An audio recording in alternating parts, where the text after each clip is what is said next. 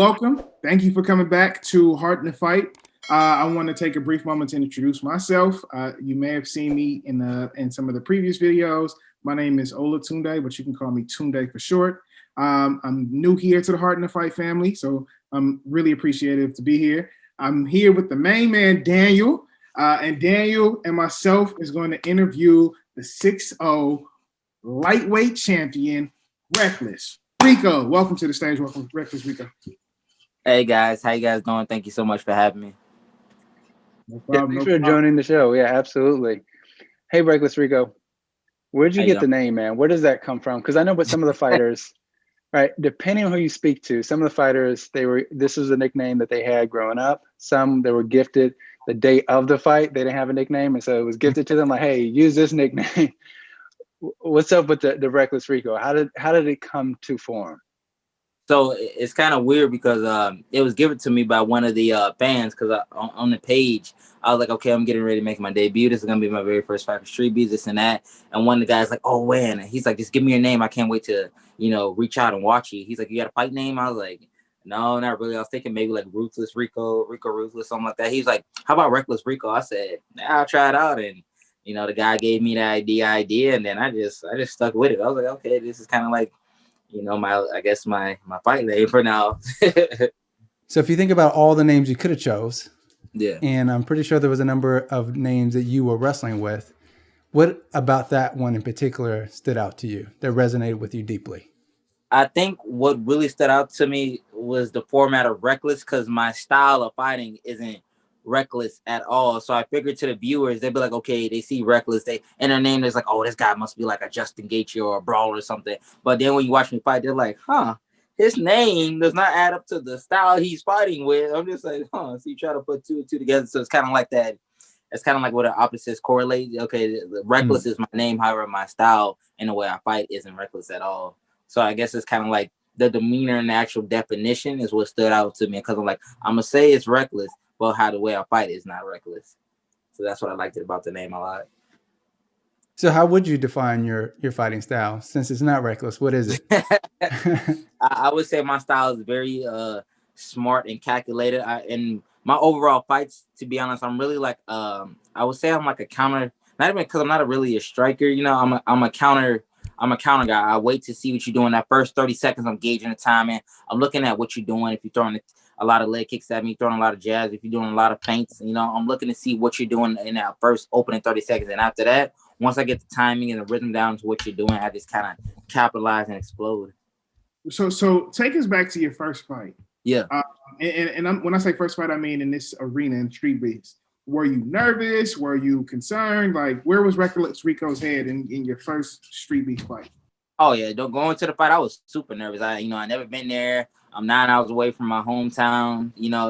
I'm in Scarface, his backyard and his house, and what made me a little bit more antsy was because I watched everybody else fight. It was like, I watched like maybe 4 or 5 fights that day, and the guy I was supposed to fight, he showed up like 2 hours late. So as the time passed by while I'm waiting on the guy to fight, I'm actually doing sparring matches with like all the Streetbeefs guys. I'm sparring like Esteban, Scarface, Juicebox, like all the OGs of Streetbeefs. While like long before my fight, I'm just sparring everybody, getting rounds in, just doing whatever. Then the guy finally shows up. He's like, they're like, are you ready? I'm like, oh yeah, I'm already warmed up. You know what I mean? So I get past one last time, my boy, just to get like, my hands, the rhythm and everything into correlation what I was gonna do. Then I just went out there and did my thing. So what was that like meeting Scarface? Because I'm curious, like, what drew you to Streetbeefs in the first place? Well, to answer your first question, what it was like meeting, it's like kind of like when you meet like your celebrity or somebody you like looked up to for a long time. It's like, oh man, this is so crazy. I'm over here like having a fanboy moment, but I'm trying to like play it off and be cool. Like, yo, man, this is awesome. Thank you for having me. At the same time, like, oh shit, this is the dude. This is the dude. You know what I mean? And like, what drew me to Streetbeefs, I started watching it, I think, like my senior year of high school, because like me and all my friends, we would watch like World Star Hip Hop and stuff like that. We were just crazy about just watching street fights. And then somebody's like, oh, you ever heard of Streetbeefs? I'm like, nah, what's that? So we was watching it, and I'm watching like Omar at the time. I'm watching Gorilla and Corn Plank, like all like the original like OGs. I'm like, dude, these dudes are savages. Like, you got some killers on there, you got some wild men on there. I'm just like, man, I was like, I was like, would it be funny if you guys saw me in there one day, like several years earlier, and then several years later, you know, friends hit me up. There's like, bro, you was talking about that in high school. I'm like, man, just never thought it would happen. Crazy. And so you were doing jiu-jitsu in high school at that time, right? Yeah, I was doing jiu-jitsu and wrestling in high school at the time. Yeah, that was my primary focus. Okay. And so which one did you pick up first? Because it sounded like you did both. So did you pick up wrestling first? Did you pick up jiu-jitsu first? Or did they come so the way I picked up wrestling first because I started wrestling in high school first. So it wasn't until after, you know, wrestling season was done and over. So it was that summer going into my sophomore year. That's when I picked up jiu-jitsu and started doing that. So at the same time, I was, you know, working on both. Was it wrestling and jiu-jitsu? What got you into those? My mom, actually. My mom was like a super athlete growing up. She played like all these sports. She actually was a police officer at some point in time, and she did karate and jiu-jitsu back in her day. So my mom would, like, every morning, my mom would wake up from the time I think I was like 7 to like 16. My mom would like wake me up, throw me off the bed, choke me. She's like, see, you got to be ready. You got to be ready. I was like, Jesus Christ. I was like, my mom whooping my ass, and I'm halfway grown. So my mom was like, you got to get into something. You got to get into the sports. So start playing all these sports and doing all this stuff. And then eventually my very first sport I started was karate. Did that for a couple of months. Didn't really like it. Did boxing for a year. I'm like, okay, this is kind of okay. And then it wasn't until like, I think 7th to 8th grade, I was like, ooh, I like wrestling. Then 9th grade, I'm just like, yep, this is it. I was like, Mom, I want to wrestle. She's like, okay. Took me to Dick's Sporting Good, got me some little elbow pads, knee pads, a little head gear, got me my first little shoes. I'm just like, all right, I'm ready. So what was it about karate and boxing that didn't really stand with or stay with you? So like the styles and like the, you know, the katas with as far as the karate and down with like the combination stuff you get from boxing, like little parts stayed with me as far as like, you know, head movement, throwing my jab, you know, karate, having the stance and like the footwork in a sense. But I guess as a kid, I wasn't really too focused on it. It wasn't something I was really putting my all into. It wasn't until like I started wrestling, I'm just like, I had to be 100% into this, or I'm gonna get pinned every time. That's when like it was like that shift into my mentality. So I'm just like, okay, this is gonna be a sport I'm gonna stick with. I'm gonna like it, and then whatever happens after my career with wrestling, I think I'm gonna still keep forward with it because I was doing jiu-jitsu. I'm like, okay, wrestling's gonna be done. That's 4 years max, unless I, you know, attend some junior college or be a D1 wrestler. That's it. So jiu-jitsu, you know, you can do it from jiu-jitsu from the time you're a young kid up until like you're 100 years old, you know, until your body falls apart. So that was always something I wanted to do. And I like your story simply because not a lot of fighters say that their origin is kind of aligned with their parents. And so, you know, just to further that conversation, like, how important is it to you to understand that you're continuing your mom's legacy through fighting? I feel like, you know, it's very important to me because, like I said, my mom, she did all these sports as a child. She was a very athletic, you know, woman in her days. And, you know, my mom is almost 60 years old. She could still do a backflip and a cartwheel. I never in my lifetime have been able to do a backflip. I could barely do a cartwheel. So for my mom to still be doing it at her old age, it just gives me so much inspiration.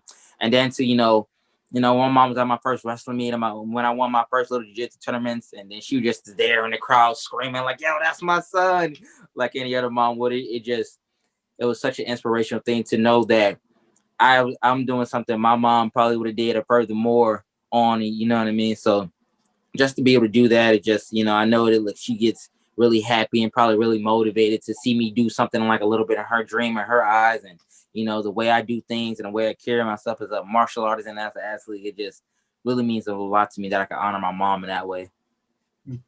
Okay, so let me track your trajectory here. Right, so you do wrestling in high school. Yeah. High school finishes.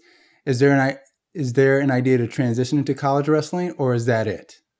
That was it for me. I had no intention. You know, I thought about it for a very brief second to wrestle in college, but at the time, jiu-jitsu was really starting to like click on my mind. Like, oh man, I gotta do these big tournaments. At the same time, I was graduating in high school. I was entering my very first major jiu-jitsu tournament. So my focus primarily was getting ready for my first major. You know, try to get my first major, like a world championship in jiu-jitsu, and then just all my focus was just into that. So I was in there. You know, after high school graduated. Because during high school, when it was jiu-jitsu, I was only doing jiu-jitsu 3 times a week and wrestling the other 5 days a week. So as soon as I graduated, I was doing jiu-jitsu 5, 6, you know, times a week.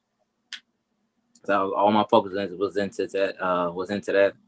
Did you ever get the world championship belt? Yeah, I ended up winning it. So I think I was trying to remember how old I was. My very first tournament was 16. I ended up winning the world championship. I believe I was 18 or about to be 19. And I was back as a white belt. So how did that feel? As a white belt, capturing the title. It was really crazy because I was like, it was one of those times where like I'm just like, I don't know, I'm still new to the sport. All these guys I'm going against were like killers and major accolades and come from Brazil and all these other countries, and then you see me, this little American boy from Indiana with nothing much. I'm just like, my coach told me, listen, he's like, you worked your whole life for this. This is what you've been training for. And, at the time, I think I was only 2-3 years in. I just like, you know what?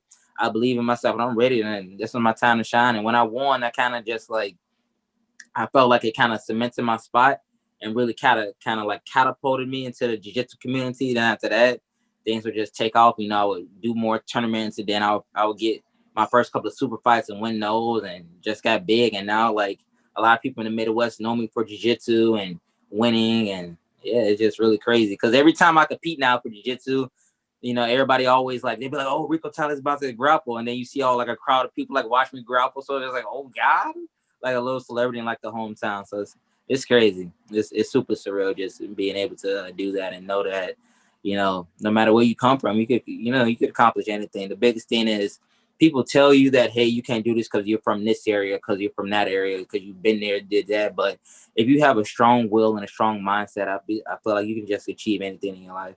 So if you're out there watching, as long as you put your mind to it, you can achieve it. So it reminds me of what Mike Tyson has said recently, where he says, impossible is just a word for anyone pursuing it. Exactly. Right. And so like when I think about, you transitioning from wrestling to jiu-jitsu or doing it simultaneously, do you think wrestling had any part in the way that you were able to come out victorious in the championship? Yeah. So the biggest thing during the time when I started, a lot of jiu-jitsu guys, they don't really wrestle, or they don't really train wrestling, or didn't wrestle in high school. So a lot of times they're pulling guard or doing takedowns that you normally wouldn't see, kind of like awkward off balance takedowns, to where I had that strong foundation from my high school wrestling, career. And I was able to, take guys down and get in positions that they normally wouldn't find themselves in. So me wrestling, I had the advantage almost over everyone in my division already. So that gave me like a little slight edge, but I still had to have the little technique with the jiu-jitsu added into it. At this point, athletes are learning how to blend all those different tools and all those different techniques so that they can become very competent in wherever the fight goes. And so when I look at you, I see very like a really good blend of wrestling and jiu-jitsu in your game. And so do you see the same thing when you're in the fight? Like what is the game plan when you get into a fight? Is that the game plan? I mean, my game plan in all my fights, I know a lot of the times they hit the ground and, I choke people, but, that's not always my game plan in the fight. My game plan in the fight, like, is really for me to just counter. Biggest thing is movement. I really don't like being a stationary target, not to get hit, and just to show off all my skills. If I can, I'll throw a knee in there and throw a couple of punches, kicks. I'm really just trying to show a full repertoire of my arsenal of just different things I can do. If you're a good striker, I'm gonna try to outstrike you. You're a good dirty boxer, I'm gonna try to out dirty box you in the clinch. You're a good wrestler, I'm gonna out wrestle. You're a good jiu-jitsu guy, I'm gonna out grapple you. So my biggest thing is I'm just trying to do everything better than what that person is doing at the time. And so to further that conversation, what are some styles that you've noticed you kind of struggled with, where you're just like, oh man, this dude is a striker, or this dude he's light on his feet? Like, what are some of the things that make you go, dang.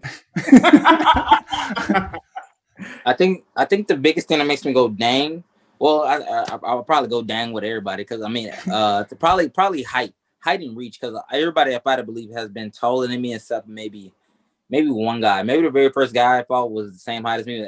Other than that, everybody's like 5'10", 6'1", 6'2". I'm just like, Jesus Christ, they just keep getting taller and taller and taller. Like every fighter is to keep getting taller. So I think that's a little bit of a struggle, the height. But their center of gravity is up here. My center of gravity is down here. So when I shoot, it takes them just a fraction of a second longer to sprawl back and defend the takedown, to where I'm like right there on the hips, and then boom.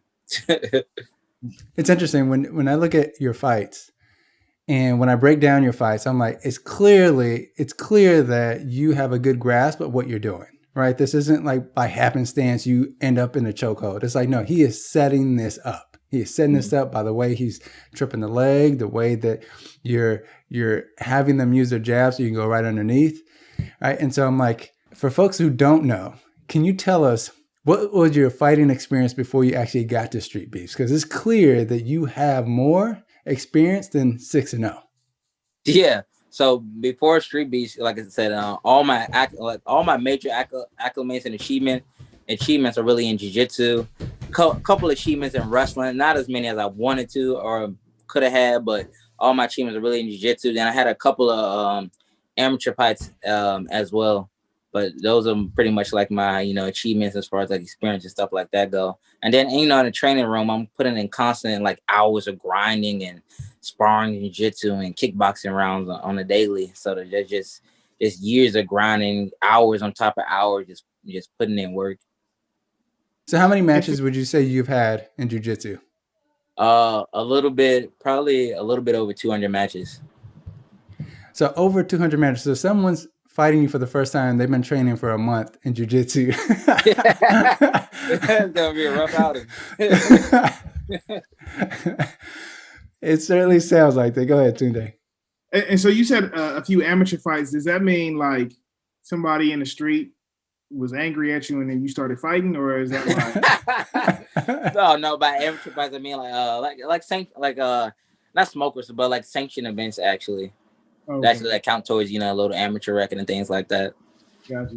And so has there ever been a situation, and maybe this is whatever, has there ever been a situation where like you had to use your skill in an unofficial, like on the street situation? I'm not gonna lie to you. There's been a few times to where I get into some scuffles in public, or maybe I'm out drinking with my friends at a bar and stuff like that. Where there's almost those near scuffles, but like it just always just kind of like comes to a halt for some reason, because like they either see my cauliflower ear or my friend says something or just kind of like bag off. It's kind of like I'm in that weird like loophole. I'm just like, oh, let's go. If you really think you're about to do this, but then somehow it just doesn't end up happening. Something happens and it's just like, okay, the guys dropping. I'm just like, oh man, like I just want to see if I still had it for the one time. But no, like we just kind of just try to stay calm and like kind of like deter the situation and just be better, Gotcha. Yeah, I would imagine that you have a reputation at this point, right? I think everyone, when they hear Reckless Rico, when they see you, especially Streetbeefs, it's like, oh, this is a very dominating fighter. And so that has to translate to the community you're from. Back home, with Streetbeefs, it's like they love me out here. Like it's like being like a hometown celebrity. Like I go places, and whether it's a tournament or it's out in the public, and they be like, "Yo, are you Rico Reckless from Streetbeefs?" I'd be like, "Yeah." And somebody always wants to take a picture, and they're like, "Oh, let me add you on Insta," and I follow them back. So it's always something. It's just really a blessing that I was able to get on Streetbeefs and get the exposure and platform through them, and just be able to, like, I didn't even realize maybe I might have even inspired some people, motivate them, because I get so many text messages and DMs, people talk about, oh man, where can I go to train, where you train at, or man, this helped me in this situation because you said shout out to this or that, so it's really kind of it's just kind of surreal, and it's just kind of like so humbling, and I'm just so grateful that I'm able even if it's just one person, I know it's like gazillion people in the world, but even if I could just inspire one person, to me, that means a lot more than, winning a fight.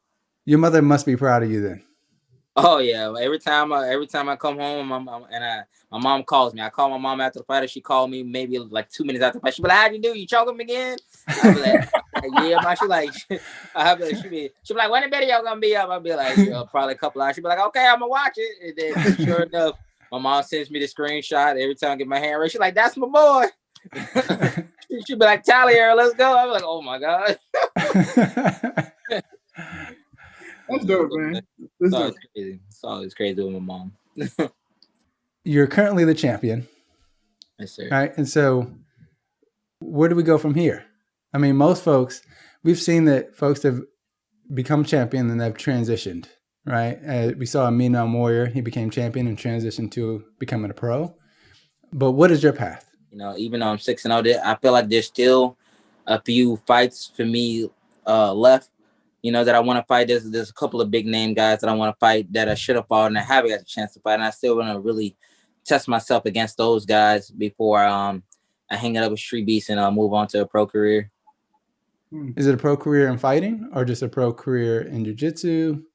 A pro career in fighting. Okay. And so what are those names? Just curious, because I mean, so it's hard to see any opponents that are coming from your weight class. And so I'm like, who hasn't he not fought or who hasn't he not beat? And so I'm curious, who's on your hit list? So my hit list from when I jump up, challenge accepted. I still want to do that with him. The Olympian, I would like a match with him. I just feel like stylistically me and the Olympian match up really well. And then as far as my weight class, I'm going to go against Menace Mike. Turk, I still want to get that match with him. Viking is he's a very skilled guy. Slumber Rice, and last but not least, the man, the myth, the legend himself, Beach. Oh wow, yeah, you're aiming for some big boys, man. Yeah. The heavy hitters. Yeah, once I get those guys off the bucket list, I'll be satisfied.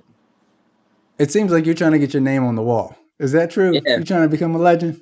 Yeah, man. They say I only need 2 more wins to go. They say you got to be 8-0. I'm like, hey, man, I got 2 more. Hypothetically, I got 1 more if you count my boxing match. But, hey, 2 more, though. So you got to be 8-0 to get your name on the wall? Well, I believe it. I'm sorry, not 8-0, just 8 wins overall in general. Okay. Yeah. Yeah, I'm like, man, 8-0? Like, that is tough. Yeah, if I can pull it off, I'll try. But, hey, you know, just like anybody else, I run a 50-50 chance. Like, I either win or I can either lose. And what's interesting about your path at this point in your journey, people would get on this, like, binge and then, you know, fight people that they obviously know that they can win. But you're literally, like, trying to fight people heavier than you, taller than you, long, like you really putting this to the test. I'm scared of no one. I want everyone. You know, there's a quote that I don't know who it's by, but there's a quote that says, I respect everyone, but I fear no one. And that's the type of mentality I bring into every fight. You know, I respect, you know, all my opponents, the skills they bring, the dangers, the tools, the weapons. But at the same time, I don't fear them. And it makes sense because that's the attitude you certainly has demonstrated in Streetbeefs. Like, it's clear that you don't mind any challenge. You're not afraid of the challenge itself. Like, you want that kind of challenge in your life. You want those kind of obstacles because it will define who you are and also define your legacy in the long term, right? Yes, sir. Before you fought Red Reaper, I saw one fight of you. And so when you fought Red Reaper, you're relatively, like, new to me. Like, I had seen several fights already with Red Reaper. Yeah. And so when you turned that into a barn burner, I was like, whoa, this kid is serious. So what is it about you that drives you to these challenges? Like, you went all the way across to the West Coast, to Cali, to fight Red Reaper in his own backyard. What is it about you or something you have experienced in your life that drives you to accomplish on such a high level? Well, one of the biggest things is, like, when I watch other champions and other fighters, you know, they kind of try to pick and choose their fights. And then you see champions, they play it in a safe way, or they try to, like, not go against guys that they know they have a chance of beating. Where I come into, and I'm trying to go against guys that's going to knock my head off. I want to go against the guy that they say that's the knockout artist, or the guy that's, like, the best jiu-jitsu artist, or the guy that's the best wrestler in the division. I want to go against those guys because at the end of the day, if you're really a true martial artist, you know, you want that challenge. You want to face that adversity in your life. You want to see, like, who is the better man at the end of the day. That's how I'm looking at fighting. I want to see whose skill is better than his skill set. He can beat me, I can beat him. That's the game we play, is 50-50. So when I see these challenges, you know, some people like to run away from challenges, but I run right to it. I'm like, okay, this is a challenge. We're running right to that challenge. You know what I mean? And if I could overcome that obstacle that's in front of me, I already won the biggest fight, you know? So when I get to that challenge, you know, I have to answer a question. I could either run away or I could rise to the occasion. And I want to rise to the occasion every time. Why is that? Is it something your mother taught you or something that you learned that in your environment? Like, because some people fold, right? Yeah. We know that to be true, but you rise to the occasion. It's mainly from my mother, because I come from a single home family. My mom was a single mother to me and my younger sister. So just watching her kind of, just work her whole life, work two or three jobs just to make ends meet and just provide for me and my sister so we could do all these sports and do things like that. Just that hard work ethic. Because my mom, despite so many challenges that came in her life, she never once folded. She never once gave up. My mom would just sit there and smile with her head held so high, like there was no problem in the world for what was going on. And now my mom, she's doing great now. Like, my mom owns her own business. She has a nice, lovely house. And I couldn't be more happy and proud of my mom. It gets me a little teary-eyed talking about it. But, just seeing my mom do all that, I just, for the rest of my life, I want to just keep that same mentality. Even when I have kids, I just want them to know that hard work can get you anywhere you want to be.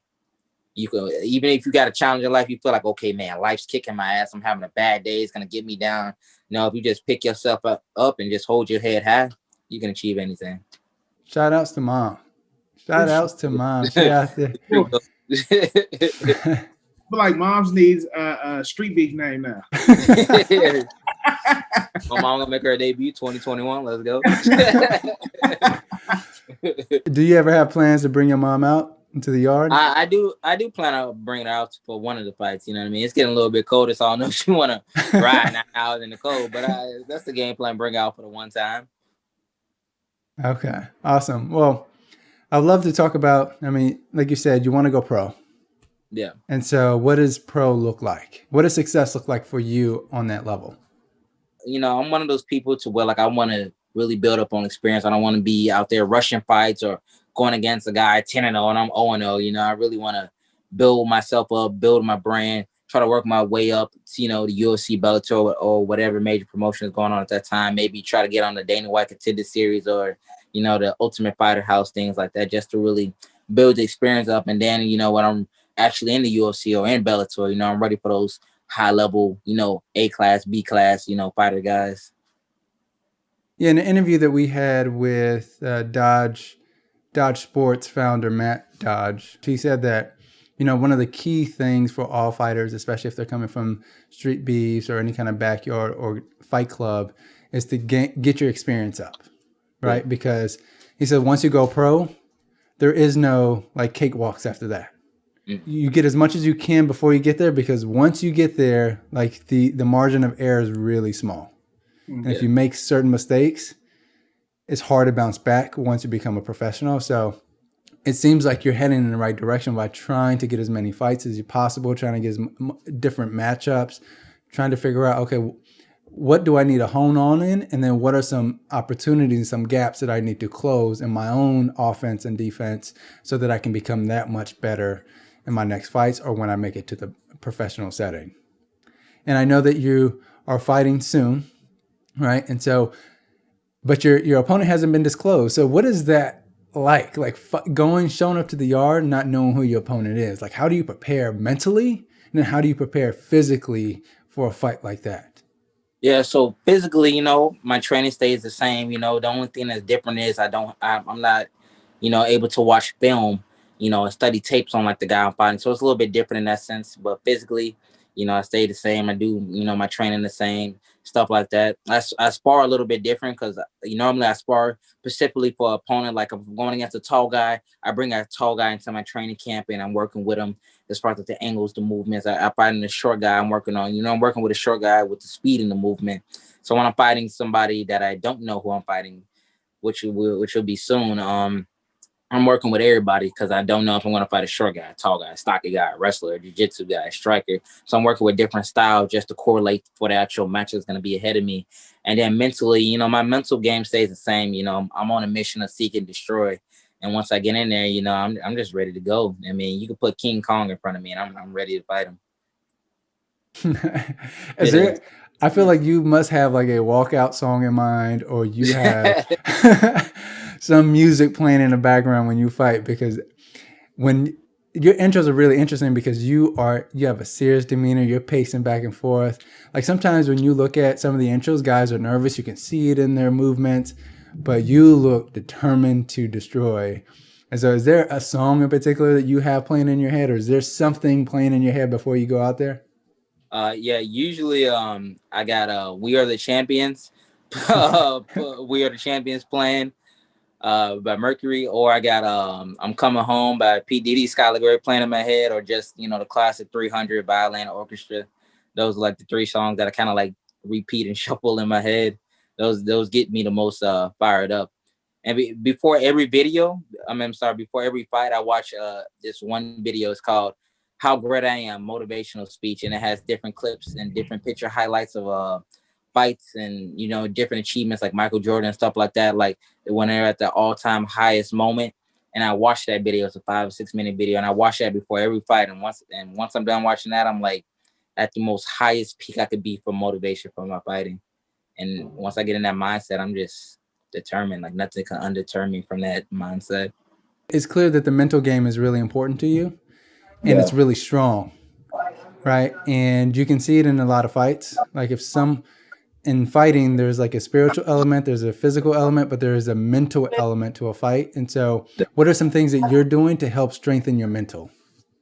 Some things I'm doing, you know what I mean? I'm just kind of like, I'm not one of those guys to really like hype myself up or like happy yes man in my corner, you know what I mean? I go in there thinking like, okay, like this guy's gonna beat my ass, he's gonna like mess me up, you know. That's what I'm in there thinking. And when I'm in there thinking those things, I'm getting into that mindset to where it scares me, because I'm scared this is gonna be the round I lose, or this is gonna be the guy that has my number today, or this is gonna be the guy that out grapples me and I'm supposed to be the better grappler. So I'm kind of telling myself these negative things, that way I can go out there and kind of like reverse psychology and have like such a positive outcome, because I'm scared of these things, you know. I'm scared of losing. I'm scared of them taking my belt away from me. I'm scared of them raising this guy's hand saying, and new, you know. So when I'm thinking of those things, I'm thinking of the lowest lows. And when I'm thinking of the lowest lows, I'm so determined when I fight to get to the highest of highs. Word. It's like you activate your own sense of survival. Like, yeah. You are in control of your ability to like put yourself in this place where you're backed into a corner mentally. So like physically, you are just exerting the full force of your strength. Yes, sir. It looks like you're on this trajectory to capture every single belt in Streetbeefs. And so where can folks follow you? Where can they subscribe to you so that they can follow your journey as you do that very thing? Yeah, I mean, if you follow me on Instagram at the Phenom_Rico Tally, then check out my YouTube channel. I try to post something every week. Is Champ Reckless Rico. You'll see like, you know, some of my highlight videos or how-to tutorial videos. So you guys can be sure to check me out on both those social media outlets. Awesome. Do you have any last words to your fans, those who are watching? You know, just some little bit words of inspiration, because I know sometimes people are going through fights bigger than myself every day, whether it's like a fight with alcoholism, depression, anxiety, suicide. So just know, no matter where you're going to go in life or whatever corner you might be having to crawl up in, just know there's someone there that's going to help you, whether it's God or whatever you might believe in. You know, just always going to be a better day ahead of you. Words from the champ, right? So that we can all be champions in our lives. Yes, sir. Awesome, brother. Well, we appreciate your time. Thanks for coming in. And we will love to have you back when you actually win all those belts, and so we can talk about that journey. Yes, sir. Yes, sir. Hopefully you enjoyed that interview with Champion Reckless Rico, and you were able to learn some wisdom, some insights that you can apply to your own life. If you like what you heard, like what you saw, please subscribe to the channel. And you can also support us and purchase some merchandise. Go to our merch store. I'll leave a link at the bottom. And until we see you next time, please double down and dig deep and fight for everything you want in your life.